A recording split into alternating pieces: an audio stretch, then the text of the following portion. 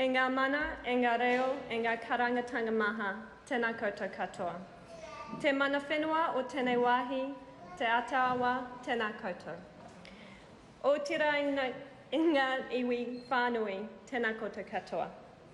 Mr. Speaker, I congratulate you and I look forward to your guidance in this House. I acknowledge also that we stand on land that was never ceded, so I've acknowledged tangata whenua. I begin by acknowledging what a breathtaking honour it is to sit among this green caucus. It's a dream. I also acknowledge those who've sat among you before now, in particular Catherine Delahunty and Keith Locke. You spoke to injustice wherever it happened, and to someone like me, that meant a lot. Mojo Mathers, you taught me and us all that we are far more than our labels. And Materia Ture, for bearing your scars to highlight the pain of others, I thank you. But today, Mr. Speaker, I also want to acknowledge those who tell me every day that I don't belong here, that I should go home where I came from, that I should have been left to die, that I have no right to criticise any politician in this country or take part in public life, because this isn't my home. Mr. Speaker, some of them call for rifles to be loaded. It gets frightening.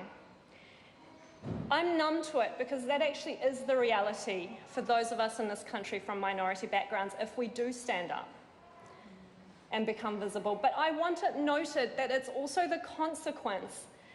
Every time someone in this House scapegoats migrants, every time a TV presenter is allowed to ask the Prime Minister when our Governor-General is going to look like a Kiwi and sound like a Kiwi, and that Prime Minister just laughs, every time we call refugees the leftovers from terrorist nations for our political gain, we feel it on the streets. We can't shed our skin. Patriotism that seeks to quash dissent and divide us is archaic. It's dangerous for our democracy. We can't tolerate that. It's antithetical to our culture. I love this country, but a love of this country, patriotism, means expecting the very best for her. It means fighting for the country we know is possible. So I criticise leaders who fall short. I protest. I fight for equality and justice because that is what love looks like in public. That's Dr. Cornell West, it's not me. So today I stand here proud and determined because today is about democracy and equality, values that New Zealand embodies, stands up for so boldly. Mr. Speaker, I am a child of revolutionaries. My parents faced tanks for democracy, at gunpoint fought for human rights. They faced torture to take back their country's resource, back from imperialists, from dictators, from corrupt corporate interests, and put it back in the hands of the people. The Iranian Revolution was one of the biggest popular revolutions in modern history. Everyone was out on the streets, students, communists, socialists, Islamists, fighting against inequality. But their revolution was hijacked, and ultimately my life was shaped by one of the most repressive regimes in modern history. Everyone knew someone that disappeared into a torture chamber for speaking out. Everyone knew a woman flogged for disregarding Islamic dress, and that wasn't our culture, even those of us who were Muslim. Everyone feared their phones being tapped. That was my childhood, but it was also just the backdrop to a bloody 8-year war we fought against Saddam Hussein's Iraq. I remember the bombs and the sirens running to a basement and just waiting. But mostly, I remember kids my age who stopped talking from the shell shock. And I still don't know what happened to them. Then scarcity set in, because America was on Saddam's side and we were sanctioned. We had to use coupons to buy food. Years later, we realised that the West had backed both sides of that war, sold weapons to both sides. That is what refugees are made of. So I feel a kinship with First Nations people, with tangata whenua, because we too have been alienated from our land and our resources by imperialism, by wars that we did not profit from. We share the same degradation and prejudice. I want us to work closer together. Migrants, refugees, Pasifika people, tangata whenua, we have far more that unites us than that which divides us. I want Te Tiriti o Waitangi to be a living constitutional document in this country, leading policy, even on immigration. Mr. Speaker, my mum was a child psychologist, but she never worked because she didn't believe in taking religious exams, especially in a mental health field. My dad was an agricultural engineer. He worked on research trying to extract energy from plant sources. Green to the core. So let's remember that our values exist in all cultures. The Middle East, just like the West, has fierce feminism, environmentalism, government selling us off to multinationals, and yes, religious fundamentalism. I want us to amplify the voices in all cultures who speak of democracy and equality above those who would silence them. When that repression got too scary, my family and I fled. We landed in Auckland Airport, and the fear was palpable. I can still feel it now. I was 9 years old. We didn't know what would happen if we were sent back, but we weren't. We were welcomed here. So, Mr. Speaker, that warm welcome is my first memory of my homeland. New Zealand recognised our rights and our humanity. That's what that was, though I didn't know it then. My second memory is that this country was so green. Those two vivid first impressions are going to lead my work in this House. So, Mr. Speaker, I became a lawyer. Never intended to do that, but I wanted to make human rights enforceable. The criminal justice system leads on human rights in our system. The most frightening thing that I've seen in about 15 years of being a lawyer all over the world is the sight of a 13-year-old child sitting behind a very large table awaiting his trial for murder at the Auckland High Court. I was part of his defence team. He'd thrown a rock over an overbridge, tragically taking another young life. He was tried as an adult because our system requires it. He suffered from mental illness, as do most people that come through our justice system. He was brown, he was from South Auckland. His family was so poor that they shifted houses every so often just so they could have electricity for a while. He didn't have a lot of schooling because of that. And his SIFS file was the stuff of nightmares. Our most vulnerable. The front lines of our justice system is where I learned about unchecked prejudice. And that's what turned me into a human rights lawyer. And I focused on children's rights. But it was living in Africa working on genocide trials for the UN where I learned how prejudice turns to atrocity. It starts with dehumanizing language in the media. It starts by politicians scapegoating groups as groups for social ills. I think that every time I see it happen here.